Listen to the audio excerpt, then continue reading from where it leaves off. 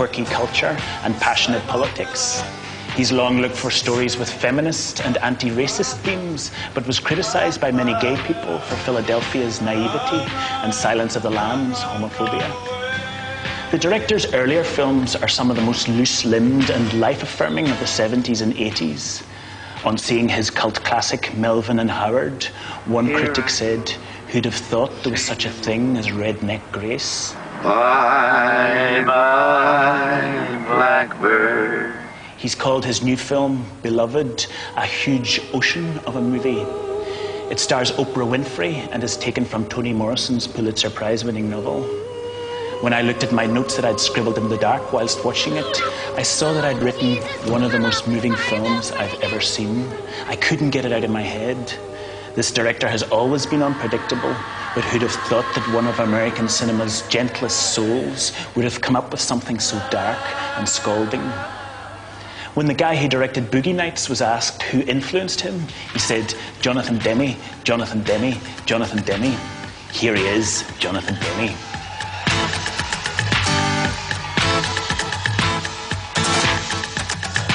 You were born in Long Island, and you said that that was a kind of lonely place, and you moved to Miami, and you said that was an exciting place. How was the first lonely? How was the second exciting? I must have said that because the image that I have of myself on Long Island is on buses traveling to other towns to see movies, Oh, yeah. Especially horror movies. And then when I moved to Florida, I learned how to drive. I was 15, and I think that must be why life became more exciting. I could then drive to cinemas and bring girls or my friends with me. What did your parents think about you going to horror movies? Would they have preferred that you went to, like, I remember you said that they took you to Fritz Lang and pictures and stuff like that? Yes, Fritz Lang, in the sense of Moonfleet, as the part of a double bill of action films at our local. But they also took me to Mr. Hulot's Holiday, which I'm very grateful for now. It's only now I realize how special that was and how hip it was of them to sort of go see Jacques Tati at that point. It's funny because I know... I asked some people who know you, I said, what is he like? And they said, well, he's very well adjusted. He's not neurotic. Now, most of the filmmakers that I've met mentioning no names are somewhat neurotic. Do you accept that you're pretty well adjusted? And if so, why are you so? Did it come from your parents? Did they teach you to have a healthy view of the world? Well, you have to get more specific, though, Mark. Well adjusted to what? Well, what I mean is that the film industry seems to screw up most people. It stokes the fires of their ego, for example. I think that the people that get messed up one way or another by the film industry might be the exceptions, but the ones that kind of get the notoriety. Oh, yeah. And there's probably a lot more well-adjusted people than we realize in the film. I don't know. I do know that when I lived in Los Angeles, a city that I love, I was too obsessed with movies and reading the trade papers and what have you, and I sort of came to think that it wasn't good for me, and I was pleased to move back to New York City, to the East Coast, where I was originally from, where you don't feel like you're living in the company town necessarily anymore. So, but I don't know, and I have a very strong-willed wife and 3 demanding children and lots of forces that kind of keep me in line. Through your dad, you made contacts with Joe Levine. You became a publicist in the film industry. You came to London in '68. You took a dislike to America at the end of the '60s. Why was that? This was the days, personally for me, for sort of like losing my innocence about what America was and how it worked, and reading books like Soul on Ice and the autobiography of Malcolm X, and learning about why it's not great every time America goes to war, that it's not always John Wayne doing the right thing. And it's funny because the film Far From Vietnam, which was a French production, discussing their confusion about they used to love Americans because Americans had liberated Paris from the Nazis, but now in Vietnam it was the Americans who were the Nazis and the oppressors, and the Vietnamese needed liberation. And that 15-minute episode utterly turned my head around. Les Allemands, c'était des Allemands, qu'ils soient fascistes, ça n'avait rien d'étonnant. Pour un peu, on aurait dit que c'est parce qu'ils étaient Allemands qu'ils étaient fascistes. Mais voilà les Américains. Des gens convenables, démocrates en diable, tous les ouvriers ont des bagnoles, et pacifiques. La violence, c'est les autres, la guerre, c'est les autres. Et ils ont été obligés de la faire pour les aider, les autres, tellement pommes. Mais maintenant, c'est fini. Encore un peu de tirage avec les Russes, mais ça aussi ça se tasse. Interlude, détente, idylle. Non, même pas du tout, ça bouge encore dans un coin et ça bouge même violemment. Alors les dieux se réveillent, leur paix c'était de la guerre en conserve, fin de l'idylle. Et ça débarque, et ça bombarde, et ça napalme, et ça torsionne, et ça pourrit. Et tout le monde déguste, les militaires, les femmes, les enfants, les arbres, les bestiaux, le nord, le sud. Il y a une frontière, on la saute, il y a un village, on le déporte. Et le monde entier regarde dans l'ébobissement et commence à comprendre. Il y a de quoi jubiler, je vous dis. But you entered another world at that stage, which was you got the call from Roger Corman, the sort of B-movie maestro, the great sort of exploitation producer. On the surface, his world seems very different to the way your films turned out later on. Quite violent films are the sort of films that he produced. Often women are shown naked, you know, quite sexist. Some great pictures, of course. How did you fit into this environment of Corman? Well, you know, with tremendous enthusiasm and a great sense of privilege. Yeah, I went to work for Roger as a publicist at the very moment when he was starting New World Pictures, and he was in desperate need of scripts. So he asked me, he said, well, you know, you can churn out these press releases. Do you think you could write a script? I said, yeah, sure, I could give that a try. So I teamed up with my friend Joe Viola, who was a commercial director living in London, and we did this very earnest motorcycle adaptation of Rashomon, which we showed to Roger, and he said, you know, the rape scene's great, the stabbing's great, throw out all this conflicting reality stuff and beef up, you know, the elements, and, you know, you guys can go ahead and make the movie. So suddenly, you know, I was a producer. I've got the first film that you directed for Corman, Caged Heat, in '74, I think. That early feminist exploitation film? Yes, yeah, it's right. very subtle. Well, here we go. Are you ready for it?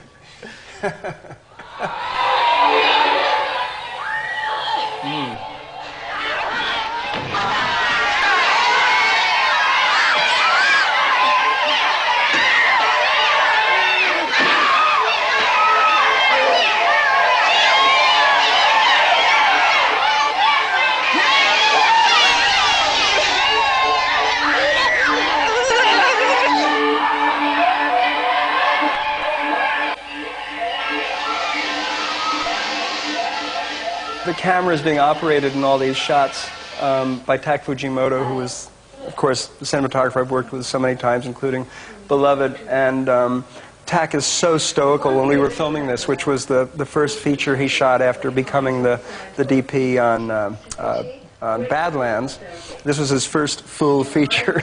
Native Tak, knowing him as well as I do now, doing this feminist exploitation movie must have been quite difficult for him. But he is down there on his back in the shower with the rain coming on him and doing this angle and that angle, and it's only after I leave that I notice I'm getting these incredibly dirty looks from the camera assistant. I go, what's the matter? He says, you know, Tak has 103 fever, and you had him in that shower, you know, like this. And I thought, my God, he certainly didn't say anything to me. So you've worked with him for 25 years, because Beloved, as you say, was also shot by him.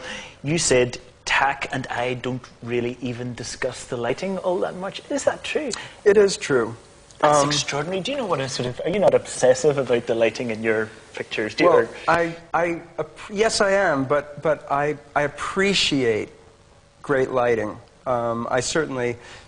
I know beautiful lighting, but I don't pretend to know how to do it. And I know that Tak does. My fellow directors might think I'm insane, but I love going to dailies and sort of seeing what Tak did. And it takes you by surprise? Yeah, well, I'm always astonished at what he's done. We have a process where I watch rehearsals through the viewfinder, and if he thinks the perspective I seem to be bringing to the rehearsals looks good, he has his guys put marks down. If he thinks I'm all wet, he'll go over somewhere else and you know, discreetly pull me aside and have me peek through, and inevitably that's going to be better than what I was planning, and we'll do it that way. And we just we have a great time. You know, we open a beer at dailies and yak it up and what have you, but throughout the course of the day we've gone beyond talk. That's unusually trusting, I think. One of the things that Corman advised you, he said, make your villain the most fascinating person. And that could be a description in a way for Silence of the Lambs. Great. You know what you look like to me with your good bag and your cheap shoes? You look like a rube. A well-scrubbed, hustling rube with a little taste. Good nutrition's giving you some length of bone, but you're not more than one generation from poor wire trash, are you, Agent Starling? And that accent you've tried so desperately to shed, pure West Virginia. What does your father do? Is he a coal miner? Does he stink of the land? You know how quickly the boys found you. All those tedious... That's fantastic, isn't it? Where she's absolutely crushed. This sort of illustrates that thing of like the true great acting moments are listening. Yeah. You know, it's easy to give a great speech. It's another thing to really listen. You see a lot, Doctor. When are you strong enough to point that high-powered perception at yourself? What about it? Why don't you look at yourself and write down what you see? Maybe you're afraid to.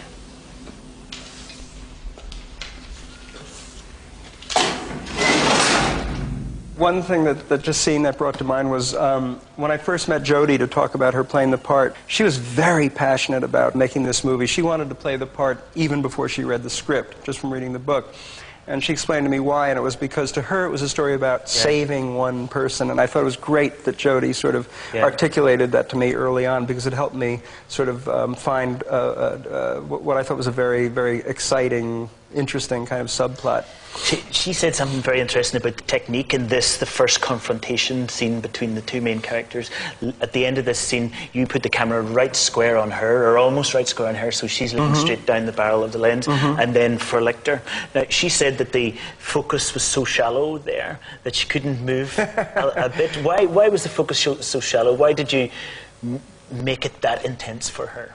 Well, first, the idea, I definitely wanted to use subjective camera style where the audience is placed in the shoes of the characters, which is of course a technique that Hitchcock sort of legitimized and capitalized on, and just sort of these moments in Hitchcock movies where it cuts to point of view, you realize that I sort of, as a viewer, feel, this is real cinema going on here now.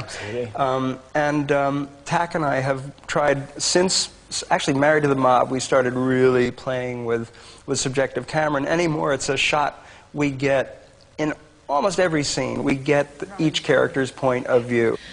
High-powered perception at yourself. Their eyes are still off center here, aren't they? And right. All of a sudden you and Tack, you bring the camera around. You've got to work yourself into the subjective camera. You can't just sort of pop into it. Look, there it is. It works, putting the audience in the character's shoes. There you are. It's got to be intensifying, I believe. And what I love is that not many people seem to notice it or comment on it. It's fairly seamless.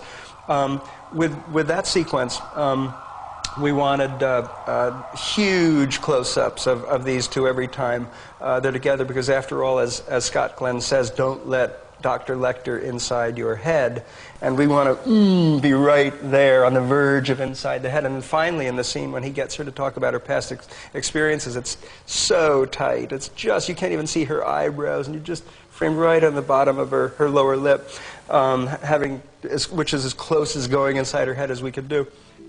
Do you think if you save poor Catherine, you could make them stop, don't you? You think if Catherine lives, you won't wake up in the dark ever again to that awful screaming of the lambs? I don't know. I don't know. Thank you, Clary. Thank you. Lecter says there, you know, your good bag and your cheap shoes. He's a real snob, isn't he? He's a kind of intellectual snob, which is interesting in your work because you never patronize your working class characters.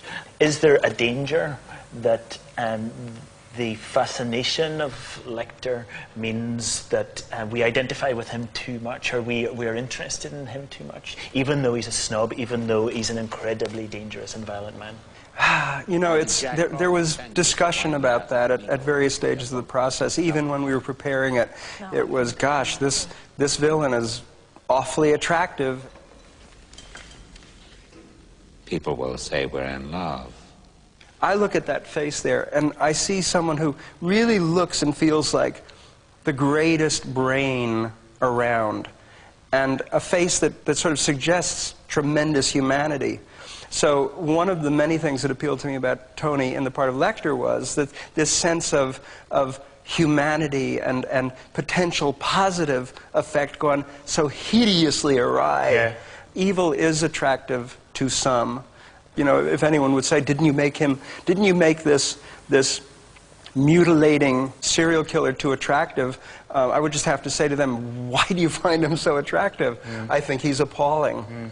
Humanity, you say, and yet he says that, for example, he copied the tone of voice of Hal from 2001, which is a computer, it's a machine. Yes, it's a machine with a voice designed to be tremendously soothing and reassuring. That's a very nice rendering, Dave. I think you've improved a great deal.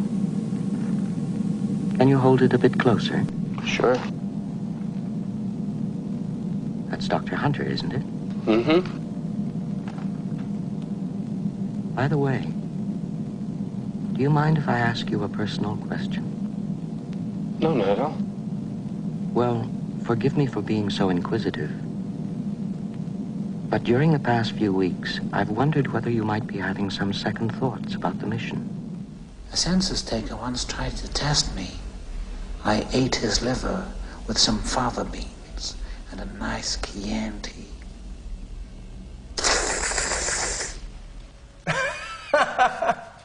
You're not supposed to laugh at that. And, he says he got that from Dracula, the movie Dracula, and I looked last night and it's not in it. Yeah, it's not in Dracula. I have to say, and I've mentioned this to Tony, that's highly un-Dr. Lecter-like. Although he made it Dr. Lecter-like in the cinema life. Coming off the page, it would be... Oh, yeah. In 1977, you, in some way, kind of rejected the Corman thing a bit. You made a picture called Citizens Band, which was gentler in some ways, and it flopped. Oh, God, did it ever flop. That movie flopped so bad that one of the New York exhibition chains made the movie available for free for a week at a cinema in Greenwich Village. Can you imagine such a thing happening today? For free. And the place was packed night after night, and people were adoring the movie. Tickets went on sale the next week. Nobody showed up. It was extraordinary. How about Stanley, you out there? Yeah, if we can get that motor mouth to quit walking all over me. Here you go, Pop. Hey, you say howdo to all my boys at K&L. By golly, ain't nothing perks up this lonely old sidewinder like talking to my boys. That's a big old 10-4, Papa. Them double clutches will be checking on you for sure. You stay close to that old rig and we'll modulate with you on the flip side. We're down and gone. Mercy, thanks for the shout. You keep the dirty side down, the shiny side up. Mercy. How's your coffee, Pop? It's okay.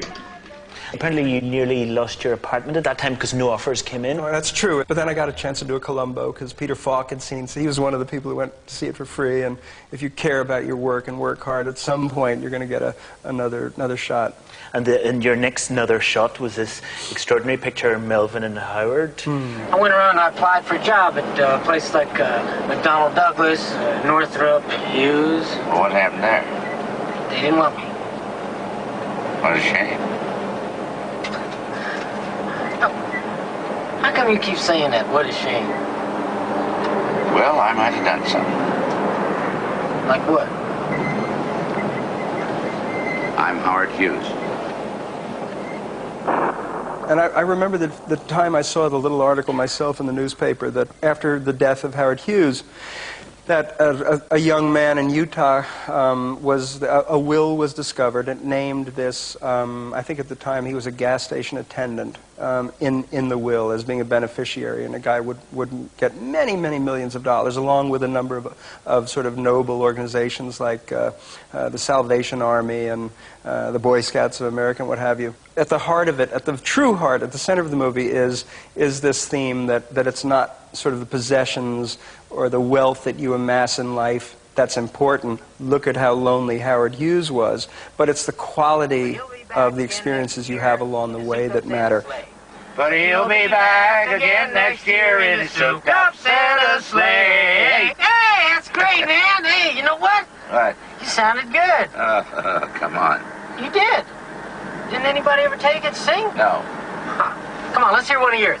Also at the heart of the movie is this question of truth or lies. And therefore, I wanted to reinforce the truth of Melvin's claim, because we took the position that he was absolutely not the author of this will, but rather, an honorable recipient. So we wanted to film on all the locations where the story actually unfolded. And you had the real Melvin in the film. Yes, indeed. Like that. Don't cut yourself. Do you think that sometimes you move between genre pictures and films that are more personal, more lyrical, like Melvin and Howard? If I were to look at a list of the movies I've done, they've all been done either because they were the best script around that I was able to get involved with, or it was something, and this is true recently, of films that really evoked a passion in me to do. There's sort of no unifying theme. There's nothing, and there's no other purpose to doing them. At this point, I sort of, I did my one after another phase, which was great, where I would do the best thing available. And now I sort of feel that, you know, I'm father, I'm helping raise kids, and I sort of, I wanted, when I do something, I want it to have, you know, a lot of potential to be sort of a fulfilling experience for me and my family along the way. In 1983, you made a film called Swing Shift. It was your first big studio picture, $18 million or something like that, and it went wrong. I know you don't like talking about it very much, but describe to me briefly how it went wrong. I don't, you know, it's finally enough years have passed that the mere mention of the title doesn't evoke the excruciating anguish in my chest that it once did. It went wrong because, you know, when it was viewed, the powers that be felt that an opportunity to do a terrific, frothy Goldie Hawn movie set against a World War II backdrop had been missed, and a writer was brought in, certainly over my objections, to change the thrust and the focus of this film we had made. And at the end of the day, I lost my contractual control over the picture, and these scenes were filmed and put in the movie by the studio. I quit the picture. And you said it was one of the worst experiences of your career until that stage. It was the most painful, distressing experience I'd ever had.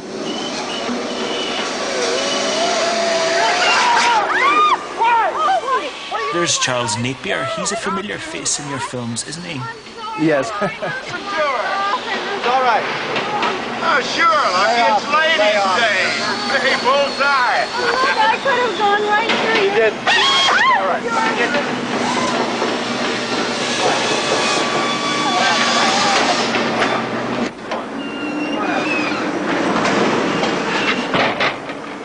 I'm your lead man. You just take a deep breath and you get your confidence back. Okay. Maybe I just should have stayed at home. Oh, balls. Look, you do... I mean... I'm sorry. That's okay. My husband used to say that all the time. Oh, balls. Oh, balls. Yeah, it's okay. Is he dead? No. You okay? After Swing Shift, you set up your production company with Ed Saxon, Clinica Estetica, 1984. Was that... What did you intend to do with that production company? How was it a reaction against the Swing Shift experience? Just as the final terrible moments that defined the ending of my involvement with Swing Shift were unfolding, Ed Saxon, who's been my producing partner for many, many years, came in as a volunteer. So I asked him if he wanted to sort of form a tiny little company, i.e. the two of us together, and we did. And then Ed discovered the script for Something Wild, which thrillingly was set on the East Coast. Just throw one and penetrate to another one like, oh. You game? You're a funny girl. It was a low-budget film. It was made at Orion, which were very into not imposing any sort of creative stuff on a film. If they agreed to let you make a script, you made the script. Attack, of course, came east, and we just felt like we were starting all over again, and there's no subjective camera, there's none of this sort of style. It was all kind of shoot from the hip, and just try to really kind of make it feel fresh. 7270. 70. 72. No! To me, it's got kind of a little student film kind of energy and happiness to it. Good afternoon, Charles Briggs' office. Is Charlie there, please? He's not? Isn't that constrained? It's 3:30. Shouldn't he be back from lunch by now? Oh, please, don't please. Who is this, please? I can take a message from Mr. Driggs. No, this is a matter of considerable urgency. Please connect me to his superior. Good afternoon, Richard Graves' office. Yes, Mr. Richard Graves, please. Mr. Charles Driggs is calling. Yes? Richard, Charles Driggs here. Yeah, listen. Yeah, no, I'm just calling to let you know that I won't be back this afternoon. You won't be back? Why, is something wrong? Robert Ridgely, a great, great, great American actor. Well, I was hoping you would be able to... Oh, genius, the funniest man in the world. Yeah. Well, no, I was just going to throw that to Dillman. Yeah. Oh, yeah, I'm writing this down. Okay, I'll tell you what, Richard. How about I have copies on your desk first thing Monday morning? Wouldn't that? Yeah, that would be great. All right, fine, sure. Goodbye. Oh. For example, on his shot, he'd hang up, he'd react to him hanging up and go, Alice, blowjob. Oh, dear, oh, dear. It's a very pared down style, isn't it? Very, very simple, no frills. It is, and you know, I saw this show, the performance by the Talking Heads at the Hollywood Bowl. Oh yeah. Just for the sheer pleasure of it, because I adored Talking Heads, and as I watched the show and saw all these amazing personas that David Byrne sort of went through as he sang the songs, and the incredible lighting.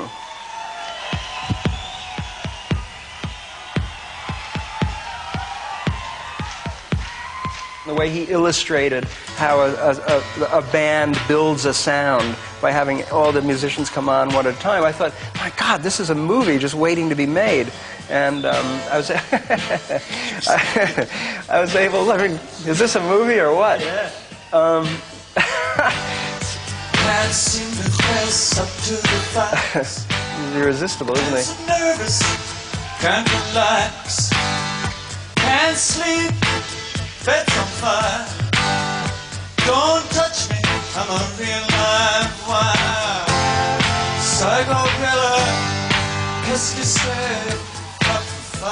And I don't think he was at all sure about me and my filmography, but here was someone ready to make a movie, and I was clearly enthusiastic about doing such a film. So we went forward. And we saw, so groundbreaking, I think, and we saw just a glimpse of the audience there. We hardly ever see the audience. Why? Yeah, well, it struck me that who in the movie audience needs to be reminded that this film, that there was someone who was sort of there watching it when it was being filmed. Isn't this film for the movie audience? Aren't they the privileged viewers? And it seemed to me that there was always something more exciting going on stage than anything that could be happening in the audience. Not just David. Why cut away from David? Yeah. But you've got all the rest of the band. It would be madness to do that. Finally, at the end of the film, we do cut away at the very, very, very end, and it involves some audience shots, including yours truly at the console, kind of rocking out next to Jordan Cronenweth, the great, great, great, great. Dearly missed cinematographer of Blade Runner, who shot Stop Making Sense. Tack was busy, and Jordan Cronenweth wasn't. And it was great because David used to say to me every once in a while as we approached the filming, he'd say, now, what's going to make this concert film different from all other concert films? It's a tough question when you don't have a great answer. And I finally just said, you know what, David? It's going to be your band performing, and it's going to be me directing. And I don't know, beyond that, I can't tell you how it's going to be different. And of course, for a couple of ways, it did wind up being different. This sort of no audience concept and what have you.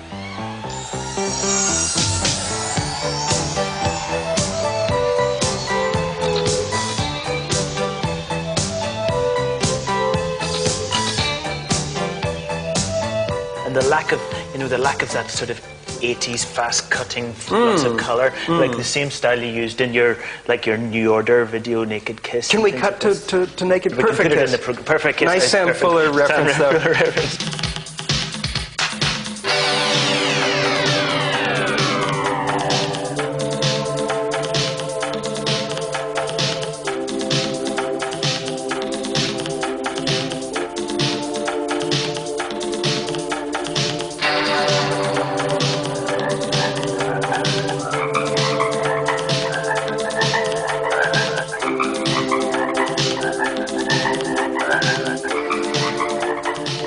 shot in Manchester, England, right at the rehearsal hall, the Factory Records rehearsal hall, actually the New Order rehearsal hall, and lit by Henri Alcan, who did Cocteau's Beauty and the Beast. That's incredible. Brilliant cameraman. He lit that? Oh, yes.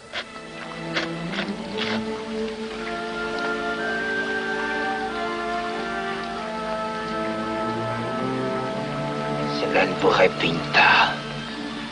C'est me donner à boire. Non, la bête. Cela me plaît. And, you know, Alcan would sort of stare at Gillian, and just, you could see this, you know, just this love of lighting coming out of this genius. It was really amazing. And do you remember at the end of that video for Perfect Kiss, you just hold on them after they're not doing very much and just Yeah. one to the other? Why? Yeah.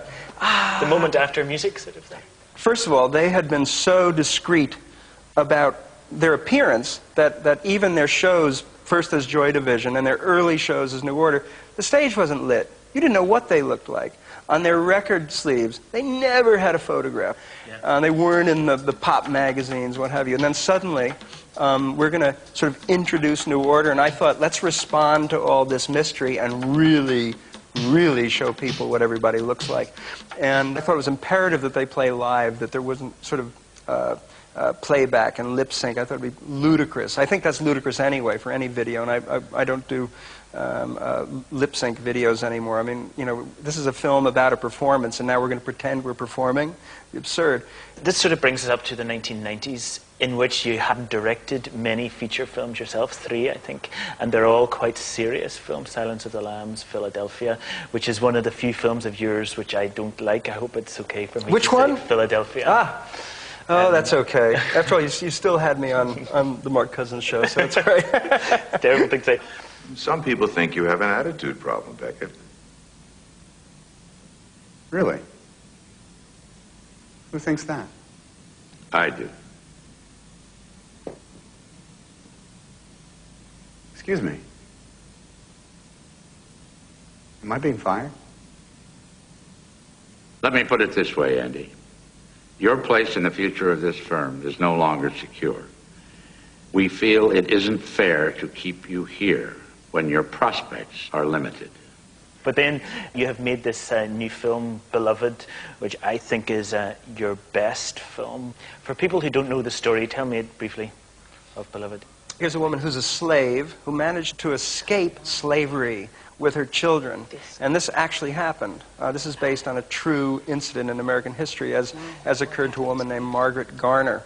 She escaped slavery. She actually made it across the Ohio River, away from the southern states, to freedom land, only to have the owner show up in her real life 28 days later, after she's had a chance to taste freedom. What an extraordinary concept for this woman. And Margaret Garner chose to kill her children instead of see them return to slavery.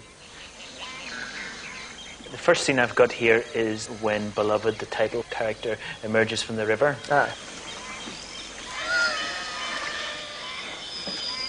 Every sound you hear is sort of a real sound from nature, including Tandy Newton's actual, unbelievable, raspy breathing.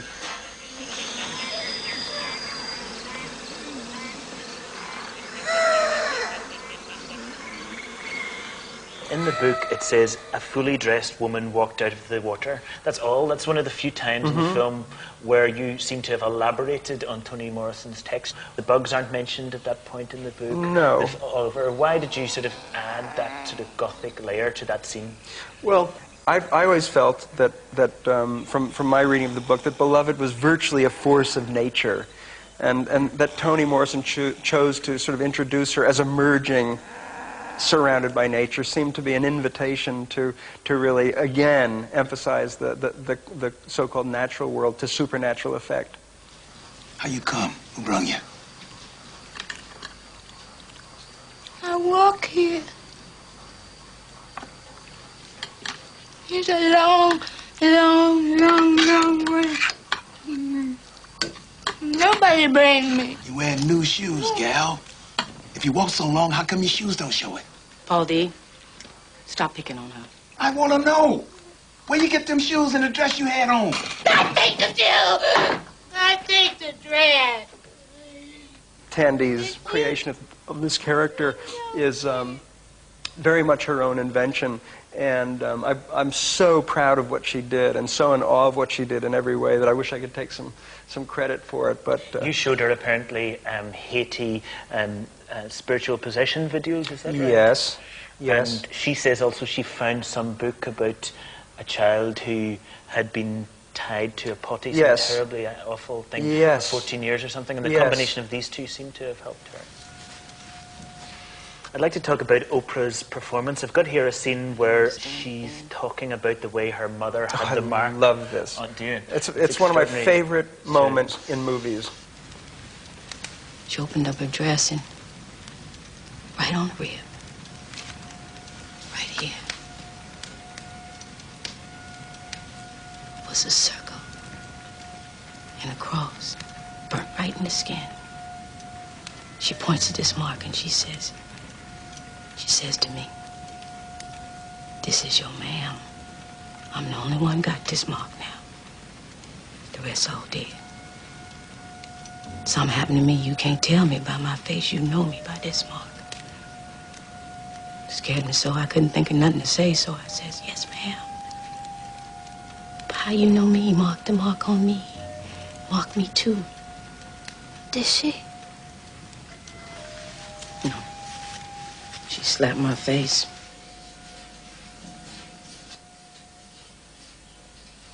I didn't understand it then. Not till I had a mark of my own. What happened to her? Hung. When I first saw this picture, I was amazed the way she said the word hung there. Nonchalant, offhand hung or something like that. In Oprah's memoir about the making of this film, she talks about the way you said you have to find the steel, the coldness. It sounds as if you were trying to strip the emotion out of her performance in some way. Is that true? Well, yeah, definitely. This is a character who is defined by Toni Morrison as a woman who shows nothing. And in fact, the first time I talked to Toni, I rang her up, and she said, "The only thing I want to really say to you at this point is, remember, Oprah Winfrey is a fine actress. We know that from Color Purple. But as a person, she's extremely emotional. And bear in mind that Oprah cries, Setha doesn't." That became sort of like a little buzzer in my head. It was important that there be almost a sense of reportage. So cold, apparently, is she to the hot content that she's describing. What happened to her? Hung.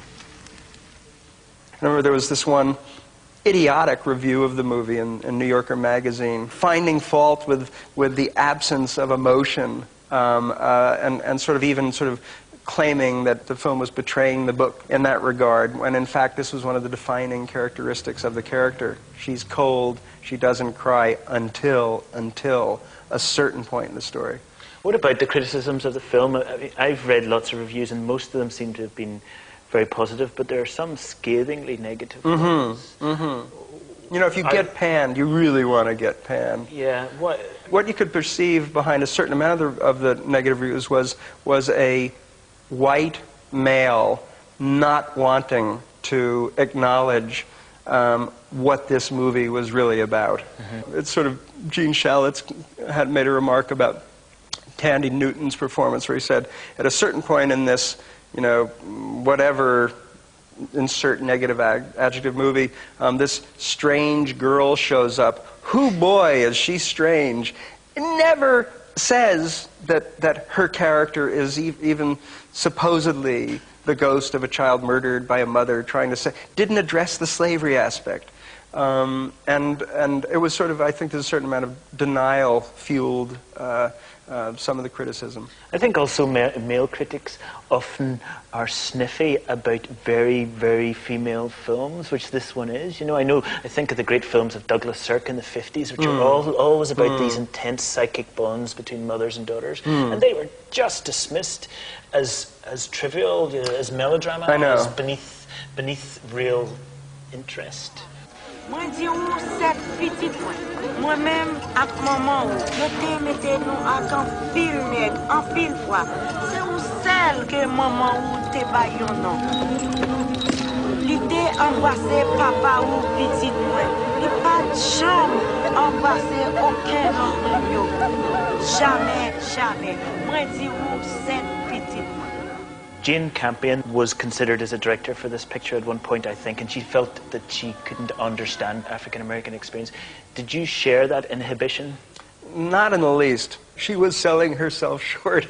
No, because I really sort of believe I've cared a lot about sort of racial matters, for want of a better characterization, for a long time. It never crossed my mind that in any way I felt that my basic sort of membership in the human race gave me the potential for total empathy with this story.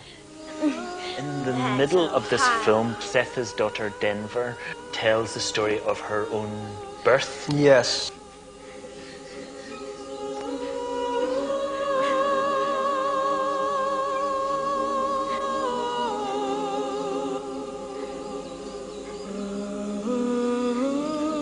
Lisa Gay Hamilton is sort of, for me, she's the unsung hero of the movie. Her performance is so intense, so organic, that I don't think people even realize it's not Oprah.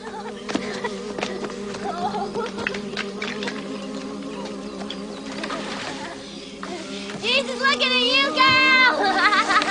There are top shots and then shots out in sea. Why did you choose to do a top shot and cut into handheld? Because part of sort of the horror of this moment, it's happening in a sinking boat. What you doing that for, girl? And I think this, you sort of needed the overhead angle to visualize this water rising. Stop it! Stop it! Oh, Jesus! I'm awfully sorry about bragging. I need you here now. Don't be down, Jesus! Push! Oh, here comes ahead! Oh, dear Jesus, please! Got it! Stop! Come on!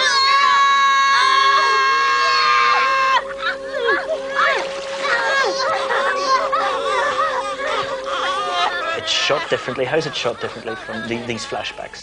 Well, we started researching different ways to make the past look and feel different from the present of the story. We tried a variety of things. We thought about using black and white for the flashbacks. And then I was talking to Toby Rafelson. Toby said, you know, you should look at the enigma of Caspar Hauser, because Herzog did something in there. So we, gleefully got a print of Caspar Hauser, one of my favorite all-time movies, watched it, and sure enough, there at the end, when Caspar's on his deathbed, he has this kind of hallucination of a caravan going through sand dunes, and it looks like someone had been out there with sort of a handheld home movie camera in Victorian days and photographed this camel caravan going by, and somehow the negative had turned up.